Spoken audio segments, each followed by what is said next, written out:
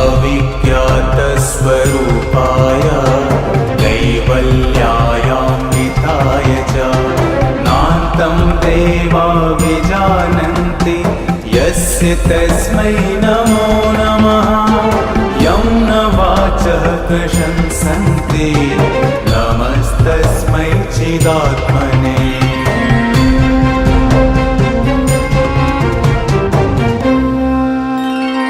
योगिनोऽयं हृतः कोशे प्रणिधानेन निश्चलाः ज्योतिरूपं प्रपश्यन्ति तस्मै श्रीब्रह्मणे